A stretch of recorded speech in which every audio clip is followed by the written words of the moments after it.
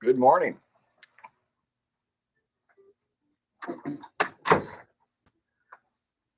Took me a minute to get on because my chair broke. You guys want to see? Here you go. This is what happens when you use your chair a lot, I guess.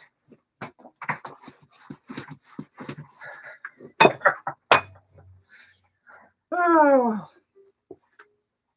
Anyway, there it is.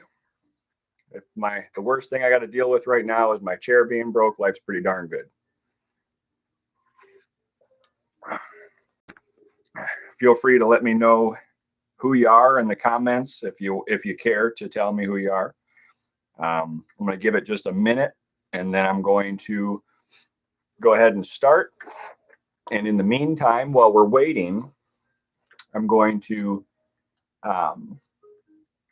just going to show you the book we're going to be doing next. This is the book we're going to be doing next.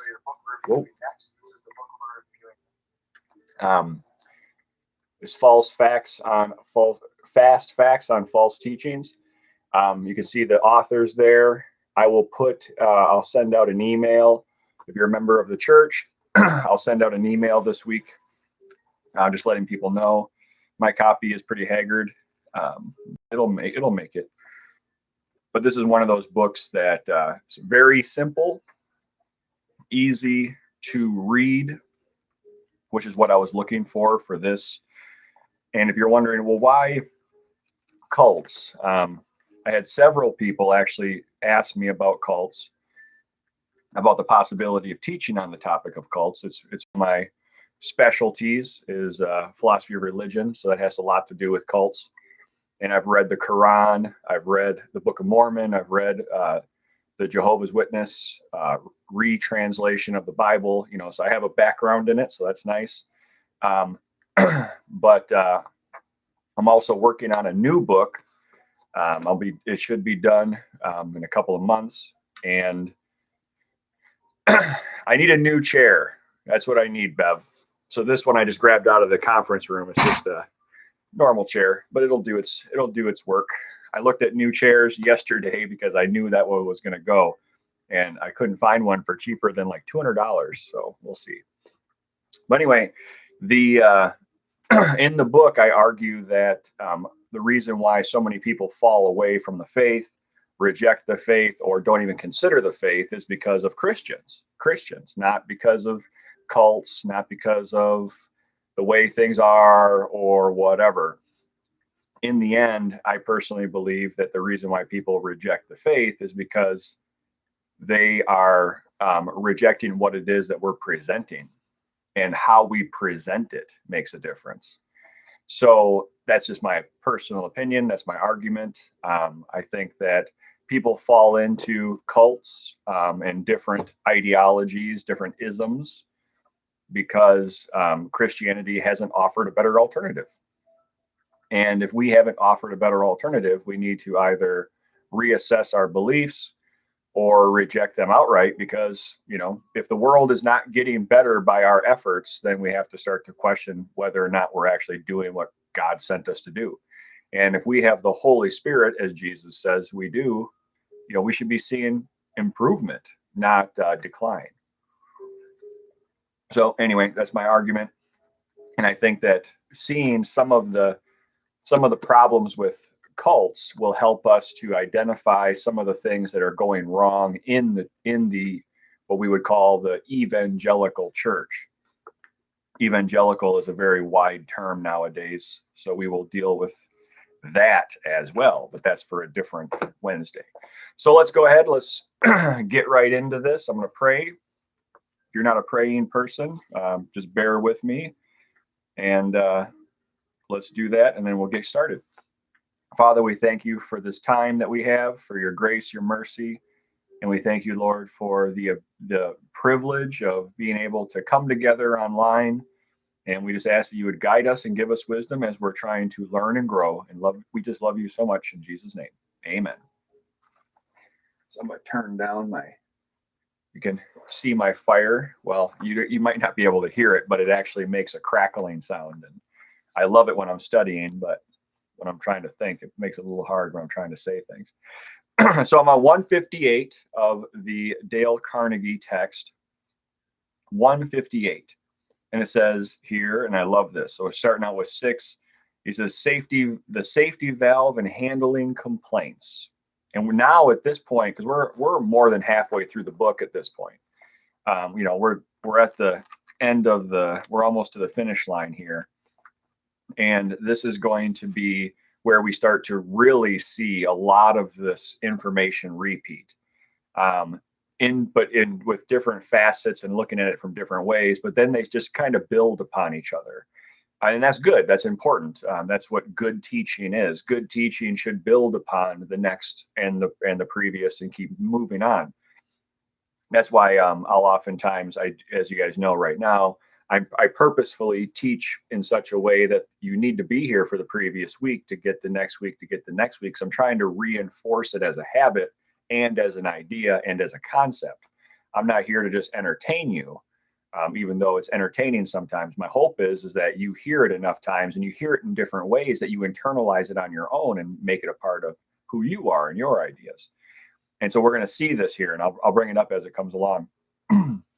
So he says, let the other people talk themselves out of it. So most people try to win others to their way of thinking. He says, but rather than try to convince other people of what you think, he says, let other people convince themselves. He says they know more about their business and problems than you do. So why are you trying to impose yourself upon them? He says, if you disagree with them, you may be tempted to interrupt. He says, but don't. It's dangerous. So listen patiently and with an open mind, be sincere about it, encourage them and express their ideas fully. Encourage them to express their ideas fully. Now, this is a great point for the cults we're going to get into, because when I've had the Mormons, Jehovah's Witnesses, and different groups into my home, and I let them give me their spiel, I don't interrupt and I don't argue with them and I don't fight them. I just let them tell me. Then I ask questions, and eventually, slowly but surely, they'll have to deal with their own contradictions on their own. I don't have to force them or be rude. They just have to, I can see it on their face that they're having to struggle with it, because I ask some very specific questions that reveal a crack in their own theology. And I do that on purpose. I want them to really think critically about their views. And I'll bring some of that stuff up when we get to there. But this is what he's talking about. He's just trying to help us understand that when you're talking to somebody, especially if you disagree with them, it's not beneficial to argue. They're just going to double down because they don't want to be wrong. So he says, well, it's better to have them deal with it. So he says, one of the largest automobile manufacturers in the United States was negotiating for a year's requirements for upholstery fabrics. The guy ended up having, so there was a whole bunch of, imagine Ford or Chevrolet or whatever, and people are in there. There's a whole line of salespeople waiting to just pitch their idea. This one guy, though, he's third or fourth in line, and he has laryngitis. He can't even speak really. All he can do is nod and gesture with his hands. That's the picture here. And so he goes in, and rather than say anything, he walks up to the whiteboard and he writes, "Gentlemen, I've lost my voice. I am speechless." And then the president, and this is great. I mean, this is rare, but how amazing is this? The president of the company stepped up and said, "Hey, man, that's awful. We feel bad for you. I will speak for you." So the president goes on to basically make his argument. And so here you have the very person at the top, the tippy top, arguing for his product. Inevitably, as he was arguing for his product, this other guy's product, and making it his own, he ended up getting the job. And it says the job ended up being worth like $1,600,000. And remember, you're talking, this is probably the 40s or the 30s even when this happened. So $1.6 million was a lot of money back then. I mean, it's a lot of money now, but it's exponentially larger for that period of time. He says, letting the other person do the talking helps in familiar situations as well. This is a great example, and I've seen this in my own life, and I've seen this with in counseling. Says this woman's name is Barbara. She's talking to her daughter. Her daughter is was kind of grumpy as a kid, grew up into a grumpy teenager, and was disobedient and disobeying. And the mom basically was learning these principles and just was so exhausted that when her daughter came home after refusing to do her chores and disobeying direct orders, she's just like, why? Why? And rather than yell and scream and belittle and command and punish, she finally just said, why? And the daughter's like, do you really want to know? And it took some humility on the part of mom to say, yeah, I really want to know. Why don't you listen? Why don't you do what you're told? And she says, basically, you never listen to me. She says, you always tell me what to do.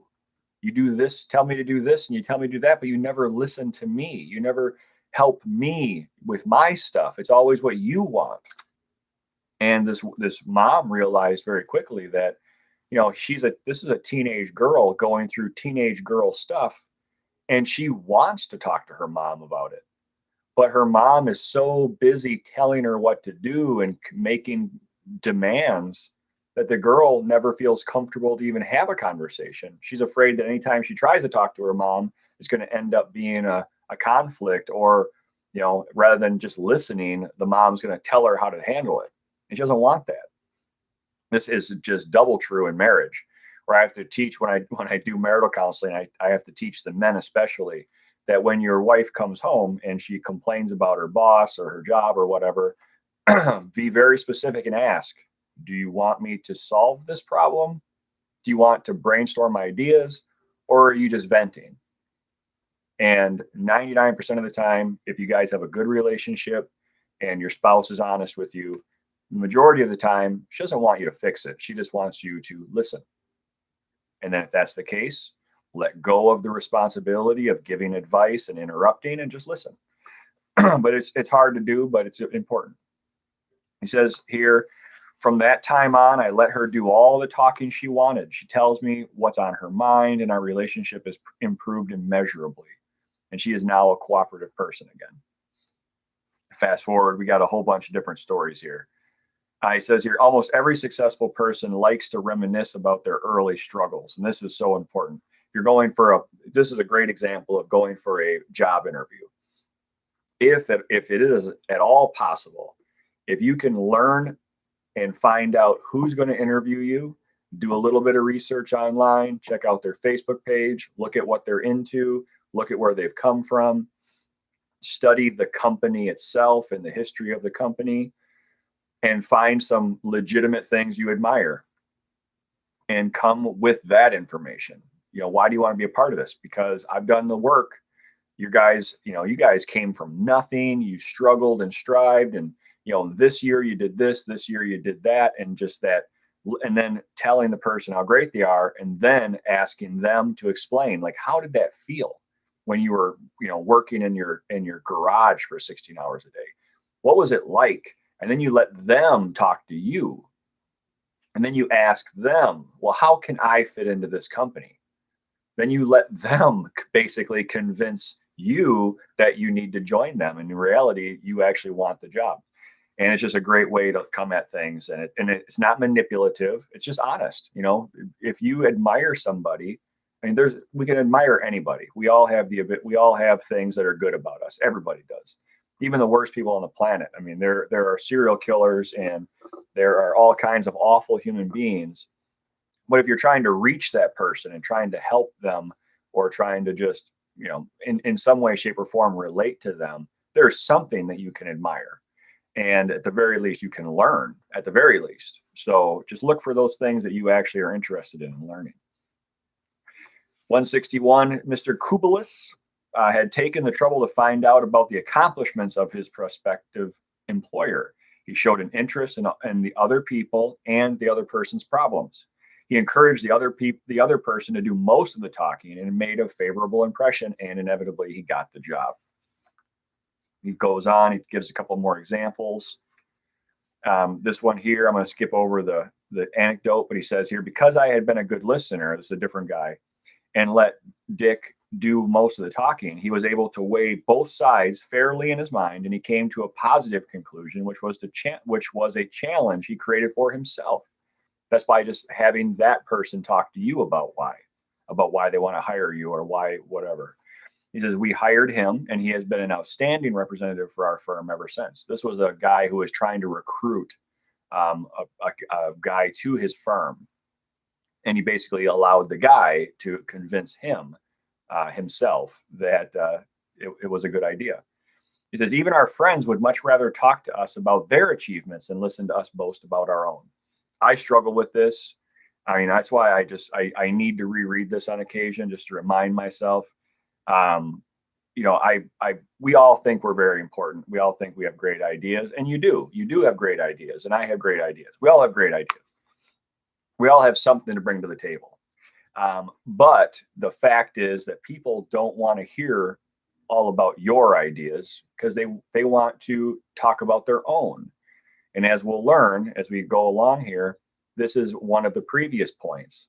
We want to help people feel important. It says here, when your friends excel, they feel important. It says, when we excel, they feel inferior, envious, less important. They also had things to boast about and were more excited about telling me about their accomplishments than listening to me boast. So the principle is, let other people do a great deal of talking, but I would add a plus sign and say, and help them feel important, Remember, as Christians, we want people to understand that they are valuable. It's one of the core aspects of Christianity. Jesus did not die for garbage. He died for people because people are valuable. Jesus thought that you and I and everybody else was important enough that he died on the cross for us. And if you're trying to help people understand the gospel, they need to understand how important they are, how valuable they are. And one of the ways we can do that is to listen, let them do a lot of the talking, let them talk about their own struggles, get to know them, be genuinely interested about that person. And then at the end, plus help them to feel important. So the question I would ask is, how can I help this person feel they are important when you're having this conversation? Like, how can I help them feel important rather than, wax eloquent about how smart you are? And again, I said, I struggle with this. I actually made a pact with myself this last week. And I was like, okay, today I'm never going to give my own 2 cents about anything. I'm only going to ask questions of strangers. And I failed within 2 hours of having a conversation with somebody. I knew them, but they don't attend the church. I walked away going, and they weren't mad and no one was upset, but I failed. I wanted to just do nothing but ask questions and get their opinions. But within about a minute of our conversation, I immediately was interacting with them with my own ideas as well as theirs. And that was not my plan. So it's a struggle, but we can do it. 164, how to get cooperation. Again, we'll see how biblical this one is. It's great. It says, don't you have more faith in ideas that you discover for yourself than ideas that you have handed to you on a silver platter? And it's rhetorical. Of course you do. If so, isn't it bad judgment to try to ram your opinions down the throats of other people? Isn't it wiser to make suggestions and let other people think out their own conclusions? Again, rhetorical. Absolutely. Always.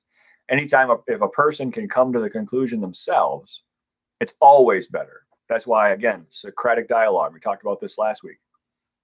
And we're seeing overlap. Socratic dialogue, asking questions, helping the person come to the conclusion on their own, helps them feel important, and it helps get cooperation. Calling a sales meeting, this guy urged his people to tell him exactly what they expected from him. So this is great for bosses and leaders. Bosses and leaders need to really incorporate the thoughts and ideas of their subordinates, of their employees. And one of the ways you can do that is to say to them, hey, what do you expect of me? I did this when I came to the river. I came to my employees and said, basically, what is it that you expect of a pastor, of your pastor? And what you get is these, I mean, hopefully you get some honest answers. So these people said, all these ideas on the blackboard, he said. And he says, I'll give you all of these qualities that you expect of me. So the guy says, okay, these are all great ideas, you guys. I'm going to follow with all of these. He says, now I want you to tell me what I have a right to expect from you. Like, what should I expect from you? And the replies were loyalty, honesty, initiative, optimism, teamwork, 8 hours a day of enthusiastic work. And all said and done, sales increased. And he said it was phenomenal. My wife and I did this with our children when they were just big enough to have a conversation. And then we have re-upped with the kids as they've gotten bigger to the point where, Mason's almost taller than I am now. And we purposefully did this. We purposefully said, okay, what do you guys need from us? And the kids will say whatever it is that they need from us. And we'll say, okay, what is a reasonable expectation that we should have for you guys? Like, what do you guys bring into the table? And it's interesting is that the kids, especially when we would say, okay, they would fail at something. And I would say, hey, you screwed up. What do you think your punishment should be? And I would leave it to the kids. And it is like 9 times out of 10, the kids would have a harsher punishment for themselves than I intended on giving them. Where I would say, well, you lose your phone for the night. They'd say, well, I should probably lose my phone for the week. And then I'm like, okay, well, how about this? How about you lose your phone for 2 days? And they go, that's really nice, Dad, thanks. And in reality, I had actually never intended on taking their phone for that long, but they offered a week, and I was thinking an afternoon or the day, and we compromised, we cooperated. And it's important as Christians for us to understand this and embody this and internalize this, because this is the core of covenant. It's the core of having a covenant with another person. He says, as long as I've lived up to my part in it, they determined to live up to theirs. And we see this idea of covenant all the way back into Genesis and all the way into the New Testament. We are a part of the new covenant, and there are conditional aspects to that. Jesus says, if you honor me, I'll honor you.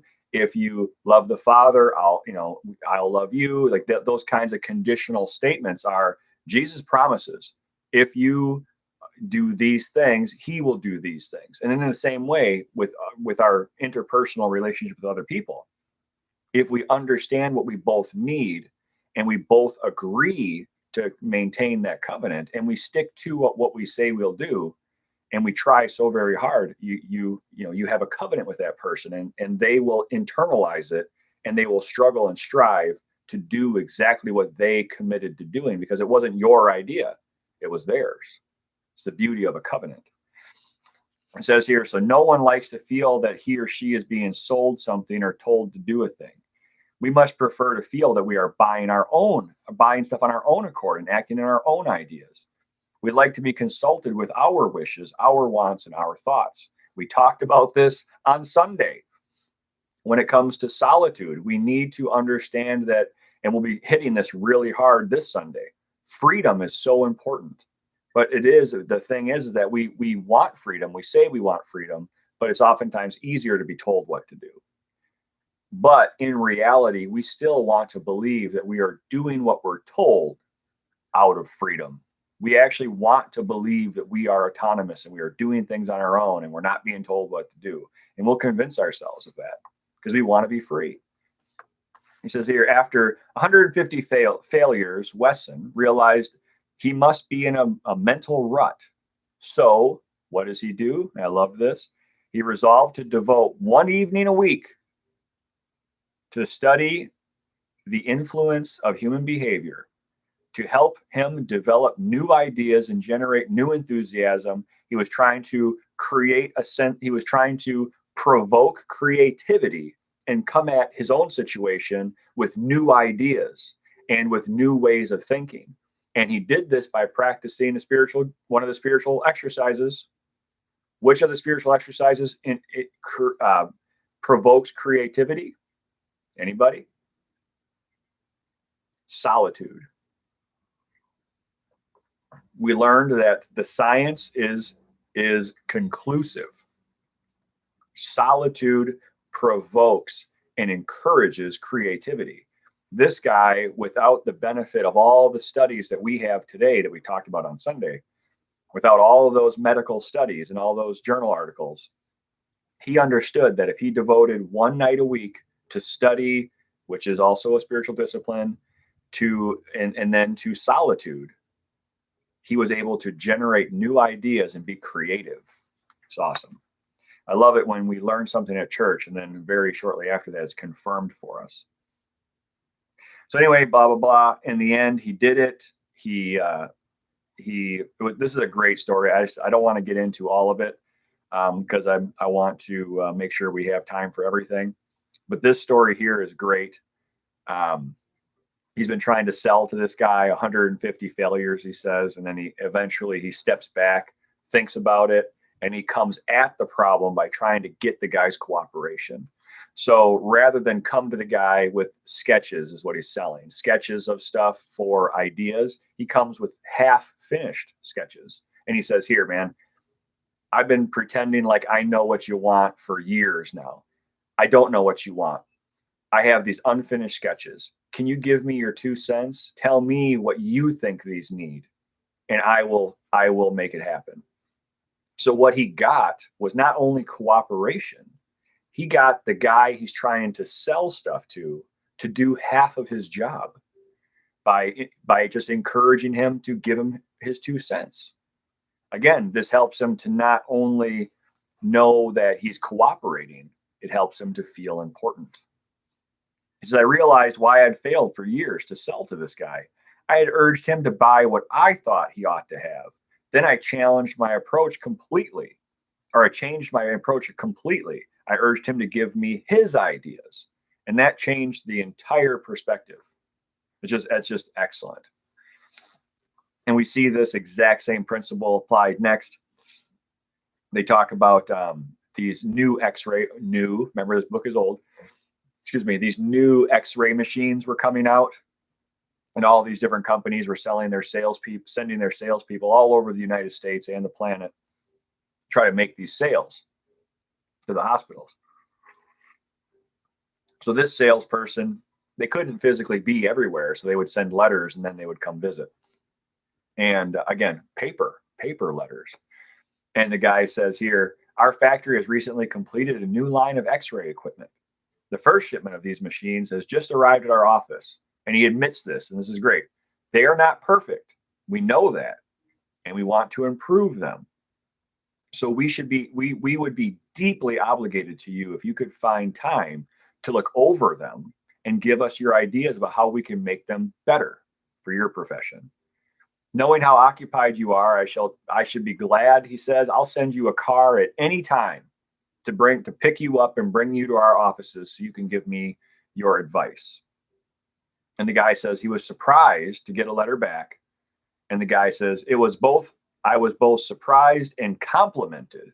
I've never had an X-ray manufacturer seek my advice before. It made me feel important. I was busy every night that week, but I canceled a dinner appointment in order to look over the equipment. The more I studied it, the more I discovered myself and how much I liked it. Again, this is a doctor telling us the story of another person doing this and making him feel important and giving him an opportunity. And it's not manipulative.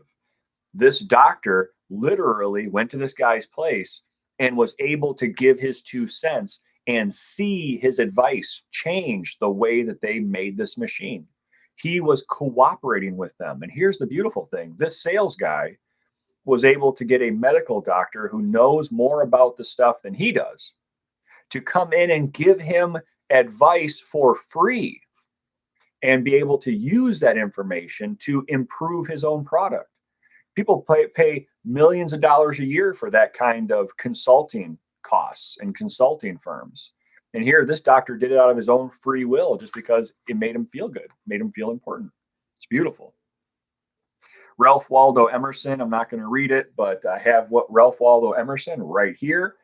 And good stuff. And I have his, I also have this essay is called Self-Reliance. You can get it online for free. type into your, after we're done, don't leave now, you stick with me. But if you go to your Google account and or just go up to the thing up there and you say, okay, Ralph Waldo Emerson, Self-Reliance. And it's an amazing short little thing that he wrote. I think he wrote it and read it for a commencement of a college, if I remember correctly. I'm pulling that from memory. I don't remember, but I think that's what he did.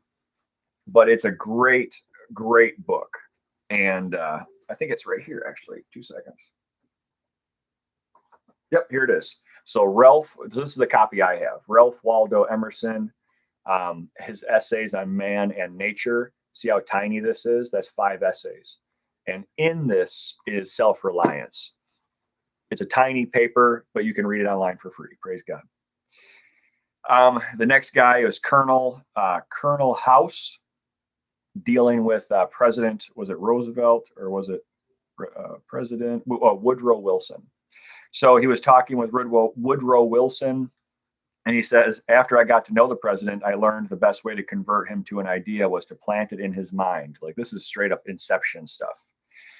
And basically he said, I would suggest ideas, not fight him on it, but just suggest ideas. And oftentimes the guy would kind of fight him on it and whatever. And then it would come back in a week or so, and he would be talking about this idea as if it was his idea.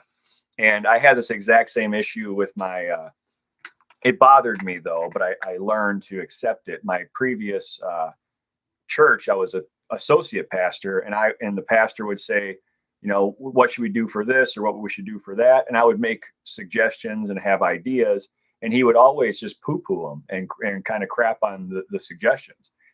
And he just would never really hear me out. But it was so funny is that within a month, he would come to a meeting with us, and he would retell me and the rest of our folks there these ideas that he had. And 99% of the time, there were things I had already suggested that he said were stupid or something. And everybody would kind of look at me, and I'd go, you know, whatever, you know, as long as it's getting done, you know, my goal is to see the Lord glorified. Whether or not this guy gives me any credit is a completely different problem. But yeah, Inception is setting that idea out there. And this is where, I mean, I just love these last few chapters. We're going to really start getting into some good stuff. So setting that idea out, he says, the others have been trying to sell me on this service, but one let me sell myself. And he says that organization won. It's another anecdote, but the point is that the guy was able to think through it himself, and he convinced himself. Ironically, the word faith, and this is important for Christians, the word faith, actually, if you deal with that word and you look at the Greek and whatever, and he talks about obedience, you know, obedience to the word, we see that word obey. And nowadays it's such a negative term, obey. But the Greek word for obey, and if you read the actual meaning of it, the actual meaning of the word obey is to convince yourself. That's what the word obey means, to convince yourself. When somebody says blind obedience, that's a fine term, but you need to add in blind obedience, because obedience in and of itself is not blind. Obedience in and of itself is you are convincing yourself. So when the Bible says, obey the word of God, or Jesus says, obey the Father and obey my commands, the word obey in Greek, Jesus is actually saying, convince yourself of what I'm telling you. Convince yourself the law is true. Convince yourself of my commands. That's what the word obey actually means in Greek. So convincing yourself has a strong history in the history of the church. But that word, and it's our fault, again, Christians have to own this. We are the ones who have really wrecked that. You know, we tell our kids to obey. We tell our employees to obey. We tell people from the pulpit to obey God's word, but we don't give them reasons to obey. How are they going to convince themselves to obey if they haven't had any reasons to do so? So anyway, obedience. Principle number 7, let the other person feel that the idea is his or her own. Plant the idea, let it percolate. We talked about this last week. Let it percolate. Let it kind of bubble to the surface. Let the person think about it. Then bring it on later. Plant seeds, as the Bible would say. Plant seeds. You're not here to force a harvest. You got to just plant the seeds sometimes, and somebody else will water and somebody else might harvest. It's not up to you. You're just responsible to give the information. Chapter 8. This will be the last chapter we do. And then we will do, I think we'll do 4 chapters next week so we can finish this whole section. It says here, chapter 8, a formula that will work wonders for you. It says, remember that other people may be totally wrong, but don't condemn them. Again, this is so important for apologetics, meaning trying to defend your faith. And this is so important for evangelism, trying to convince others of the faith. These are very important. Don't condemn. Don't criticize. Try to understand their perspective. This is only wise, tolerant, and exceptional people even try to do that. So there is a reason why the other man thinks and acts as he does. Ferret out the reason, he says. You have the key to his, if you do this, you'll have the key to his actions and perhaps even his personality. Because if you say to yourself, how would I feel? How would I react if I were in his shoes? And being in his shoes is not just understanding how he acts today or she acts today. Being in their shoes, really takes into consideration their upbringing, their culture, their where they're from, how they're raised. It's a whole entire thing. And then once you can understand where they're coming from, you can have a real conversation. He says, you will save yourself time and irritation, for by becoming interested in the cause, you'll be less likely to dislike the effect. He says, and in addition, you will sharply increase your skill in human relations. He says, success in dealing with other people depends on a sympathetic grasp of the other person's point of view. And we've already seen this in earlier chapters, understanding the other person's point of view. He gives an anecdote. Mr. Douglas realized how foolish he had been for all those years.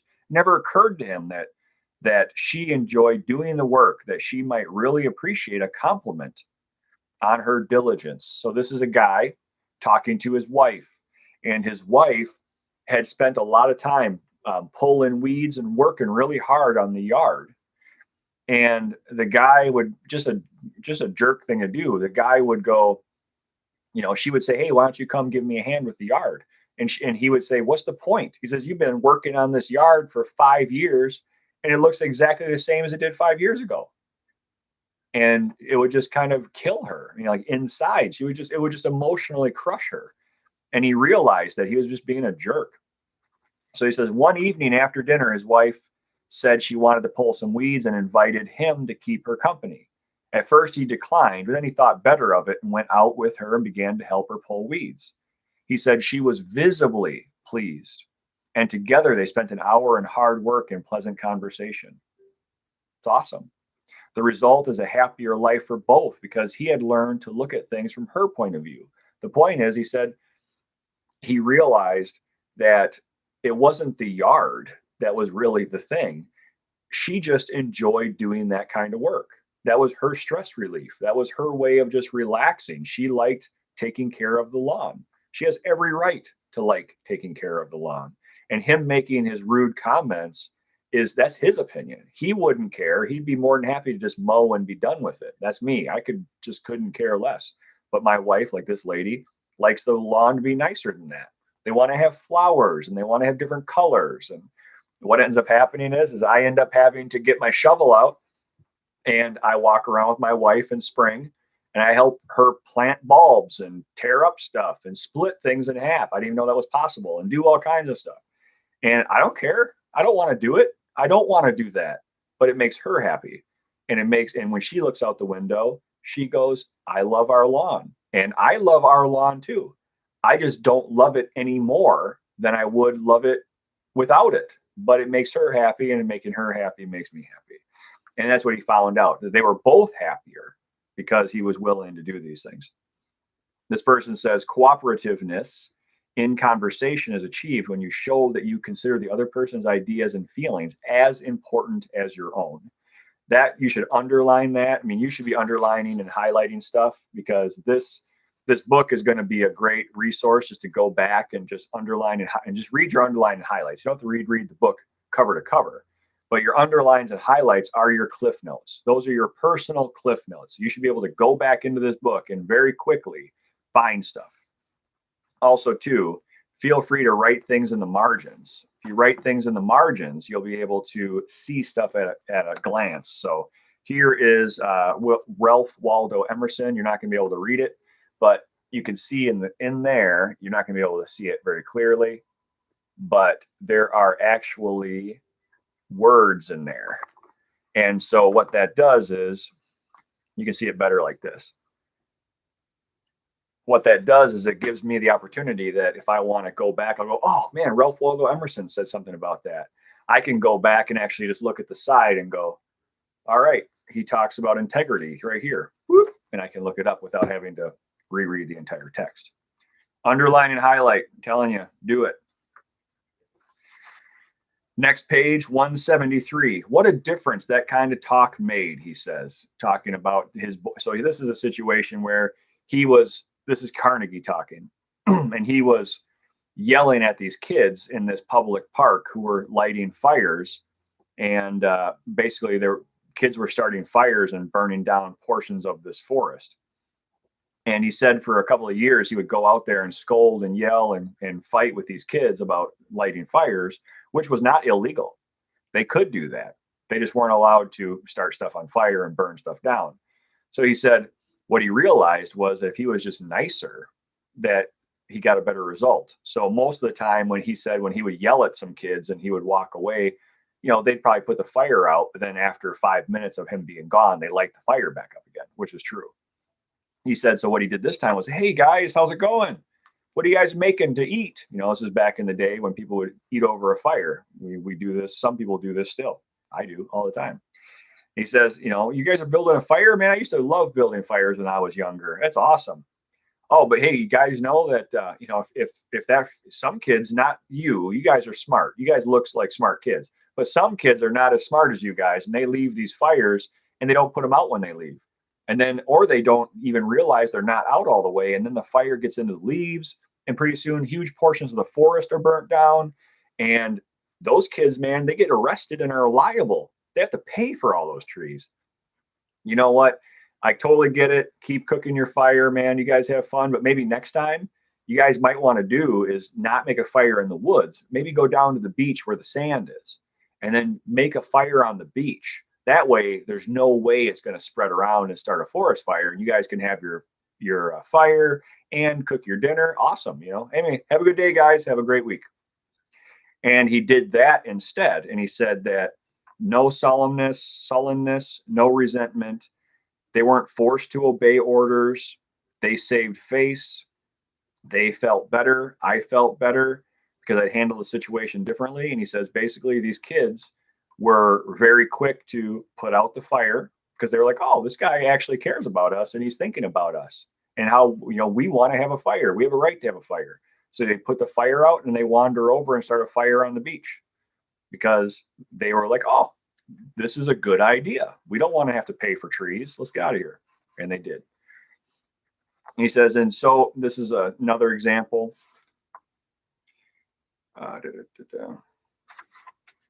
Oops, I jumped ahead here.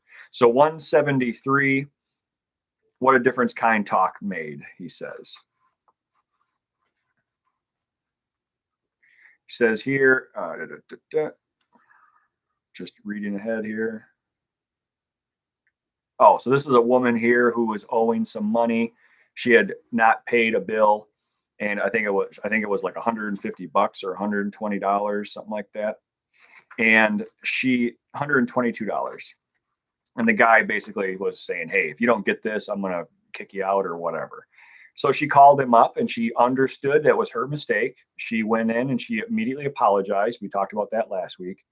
She owned her mistake. She told the guy she made a mistake and said, I must be like the worst. I must be like the worst, And he goes, oh, no, you're not the worst. And then he goes on to explain how, oh man, the worst though, and blah, blah, blah, blah, blah, blah, blah. And pretty soon they're having this long conversation and he's complaining to her. She's just listening to him, understanding where he's coming from, apologetic. All said and done, he says, you know what? You don't even have to pay it all right now. World's not going to end if I don't get $122. If you could just pay $20, we can just start maybe paying it off slowly but surely over time. And that was great. That's exactly what she wanted to get. He says, tomorrow, before asking anyone to put out a fire or buy your product or contribute to your favorite charity, why not pause, close your eyes, and try to think the whole thing through from the other person's point of view, from their perspective. He says, ask yourself, why should he or she want what I'm selling or what I'm doing or whatever I'm asking?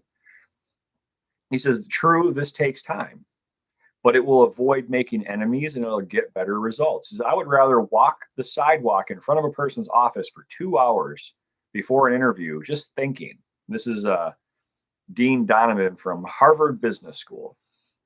He says, I would rather walk for 2 hours outside before an interview than step in the office without a perfectly clear idea of what it was I was going to say and what that person, from my knowledge of his or her interests and motives, was likely to answer. How important that is to understand the perspective of the other person. We'll be talking about Mormons, Jehovah's Witnesses, and this kind of stuff, Muslims and different groups.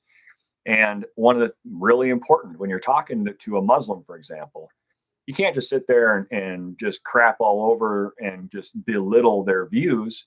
They were raised with these views. Their parents raised them with their views. Their grandparents died believing these views.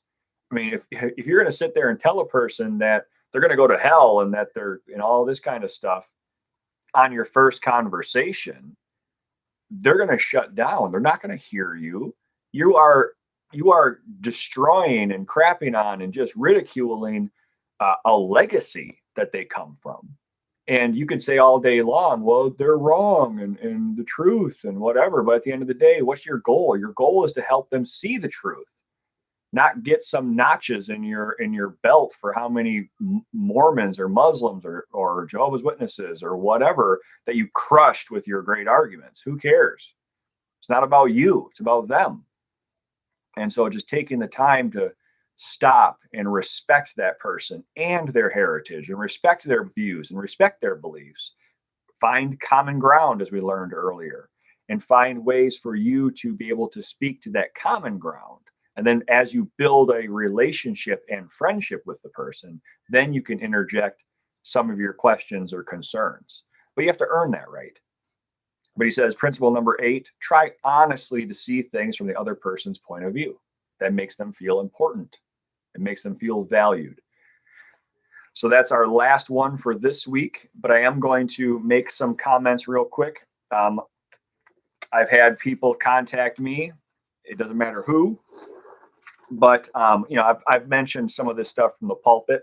So this stuff comes up occasionally, but we have to understand that what we're learning in this book is not does not apply to every situation. There are situations where we need to respect ourselves enough to not even have the conversation. And there are times where, you need to argue. And we need to understand that these are basic principles for normal everyday events. But if somebody breaks into your home and is trying to hurt you, it's not the time to hear their side of the story. It's time to fight and punch and shoot and call the cops. You need to protect yourself. Also, too, there are people that are just awful. I would never in a million years tell a woman to stay in an abusive relationship, for example. We've had lots of ladies here at the church. Some of you guys have worked with them. And when they come from a drug rehab clinic or they come from a background of drug abuse, it's basically almost all of them come from abusive relationships. Either their dad was abusive to their parents or them, or the dad wasn't in the picture and they had abusive relationships with boyfriends. I would never in a million years tell somebody in an abusive relationship, hey, here, how to win friends and influence people. Change that person's mindset. Really fix that guy. Listen to him, understand his perspective, when he's hitting you. Obviously not. There are situations, and we need to stress this, there are situations where you do not allow yourself to be hurt or abused or belittled. You need to stand up for yourself sometimes. And this is the great thing about this book, because Dale Carnegie says in one of these books, I might be thinking of a different book of his, but something along the lines of, no, I think it's Zig Ziglar, actually, another Christian guy. He said, sometimes you have to toot your own horn, or someone else will use it as a spittoon. And it's just important for us to understand these are principles, and these principles work for the majority of your relationships. But at the same time, don't ever think that if you're in a bad situation and it's a fight or flight response that needs to happen, sometimes you just need to fight. Sometimes you need to run. Not every situation requires a moment for us to sit there and you know what? I wonder what my attacker is thinking.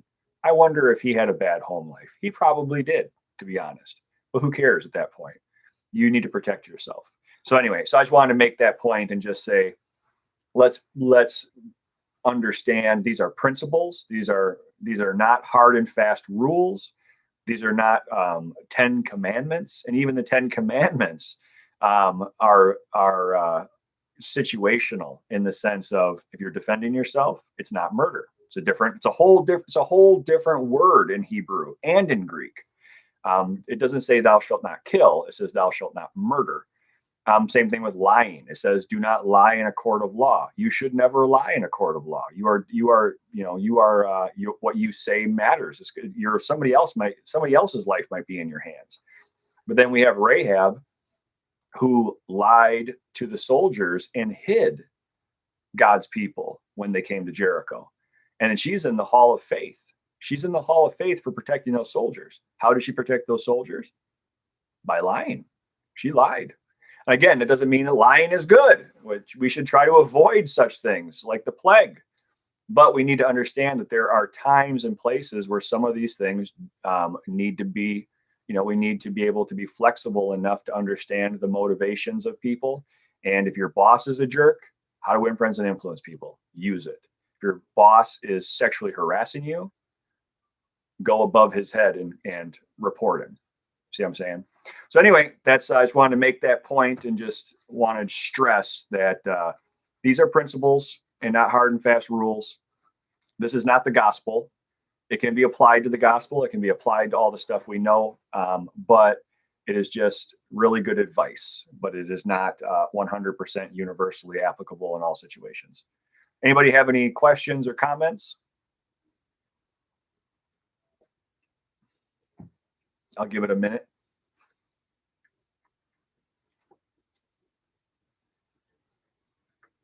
All right. So we're done a little bit early. I'll let you guys go. And there's no homework other than just reading the next chapters. Beautiful thing. Enjoy your time. Feel free to pass this on to other folks if you think that they would find it beneficial. Otherwise, if you guys have any questions or comments, you can always email me or give us a call at the church. So if that's all there is, I'm going to sign off, and I'll see you on Sunday. Hey, God bless you guys. Have a great week.